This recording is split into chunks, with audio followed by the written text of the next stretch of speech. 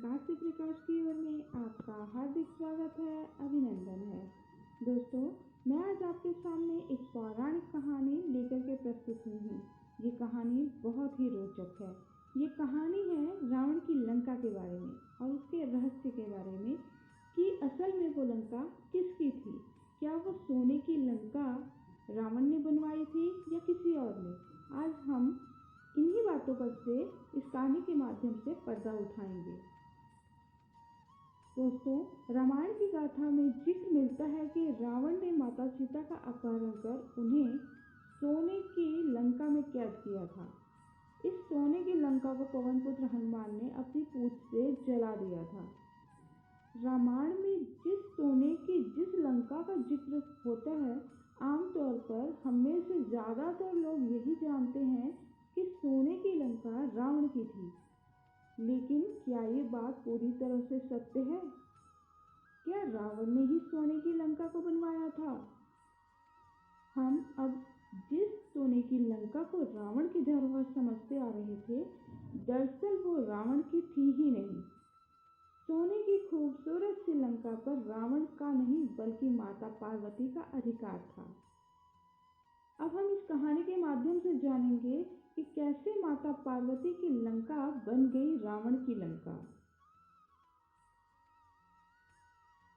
एक बार माता पार्वती को महसूस हुआ कि महादेव तो देवों के देव हैं। सारे देव तो सुंदर महलों में रहते हैं, लेकिन देवाधिदेव शमशान में। इससे तो देव की प्रतिष्ठा भी बिगड़ती है। उन्होंने महादेव से हट किया कि आपको भी महल में रहना चाहिए। आपका महल तो इंद्र के महल से भी उत्तम और भव्य होना चाहिए। उन्होंने जिद पकड़ी कि अब ऐसा महल चाहिए तो तीनों लोकों में कहीं न हो।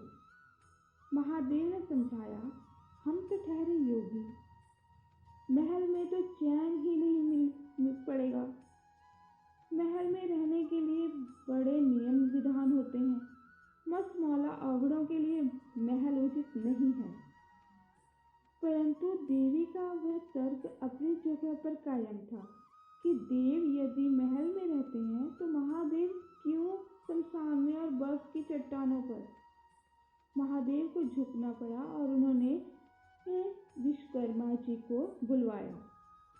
उन्होंने ऐसा महल बनाने को कहा जिसकी सुंदरता की बराबरी का महल त्रिभुवन में कहीं न हो। वह न तो धरती पर हो न जल में हो। विश्वकर्मा जी जगह की खोज में निकल पड़े। उन्हें एक ऐसी जगह दिखी जो चारों ओर से पानी से ढकी हुई थी और बीच में 3 सुंदर पहाड़ दिख रहे थे। उस पहाड़ पर तरह तरह के फूल और वनस्पति थे। यह लंका थी। विश्वकर्मा जी ने माता पार्वती को उसके बारे में बताया तो माता प्रसन्न हो गई और एक विशाल नगर के लिए निर्माण का आदेश दे दिया। विश्वकर्मा जी अपनी कला का परिचय देते हुए उन्होंने सोने की अद्भुत नगरी का निर्माण किया। माता ने गृह प्रवेश का मुहूर्त निकलवाया और विश्वेश्वरवा ऋषि, जो कि रावण के पिता हैं, उनको आचार्य नियुक्त किया गया। सभी देवताओं और ऋषियों का निमंत्रण मिला। जिसने भी महल देखा वह उसकी प्रशंसा करते हुए नहीं थकता था। गृह प्रवेश के बारे में सबको ज्ञात था। गृह प्रवेश के बाद महादेव ने आचार्य से दक्षिणा मांगने को कहा।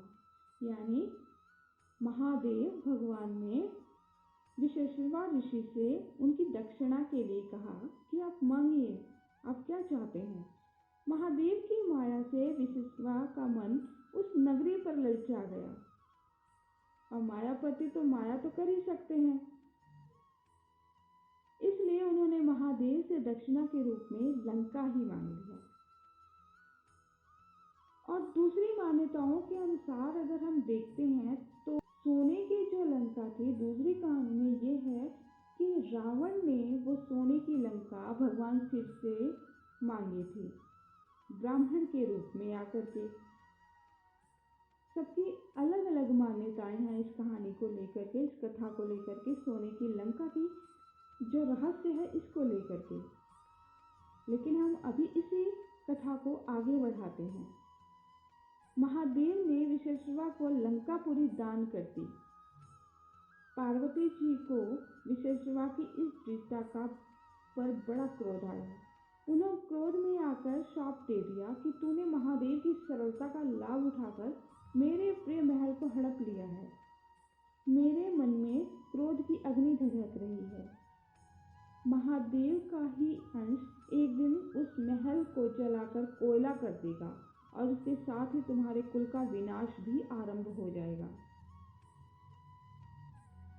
लेकिन कथा स्मृति के अनुसार विशेश्वा ने वह पूरी पुत्र जो लंकापुरी थी वो अपने पुत्र कुबेर को दी थी। लेकिन रावण ने कुबेर को निकालकर लंका को हड़प लिया था। शाप के कारण शिव के अवतार हनुमान जी ने लंका जलाई और विशेश्वा के पुत्र रावण, कुंभकर्ण और कुल का विनाश हुआ। श्री राम की शरण में होने से विभीषण बच गए। दोस्तों, तो दूसरी मान्यता के अनुसार अगर हम देखें तो समुद्र के बीचों बीच बनी इस खूबसूरत सोने की लंका पर जब रावण की नजर पड़ी तो उसके मन में महल को पाने की लालसा पैदा हो गई।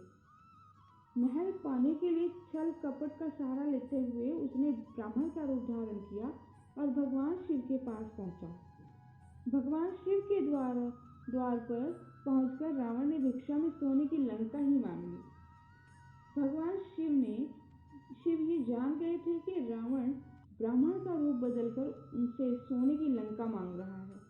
लेकिन भगवान शिव को द्वार पर आए ब्राह्मण को खाली हाथ लौटाना उचित नहीं लगा। ये धर्म विरुद्ध लगा उनको। इसलिए उन्होंने खुशी खुशी महल रावण को दान में दे दिया। जब ये बात माता पार्वती को पता चली तो वो बेहद नाराज हुई और माँ ने प्रण लिया कि अगर इस सोने की लंका मेरी न हुई तो ये त्रिलोक में किसी की भी नहीं होगी। और उन्होंने शाप दे दिया कि ये सोने की लंका महल जो है वो नष्ट हो जाएगा। और एक दिन हनुमान लंका पहुंचे और उन्होंने अपनी पूंछ से पूरी लंका का दहन कर दिया। तो दोस्तों, कैसी लगी आपको ये कहानी? आशा करती हूँ ये कहानी आपको बहुत अच्छी लगी होगी। अगर ये कहानी आपको अच्छी लगी है तो अपने दोस्तों के साथ इसे शेयर करना बिल्कुल भी मत भूलिएगा। धन्यवाद।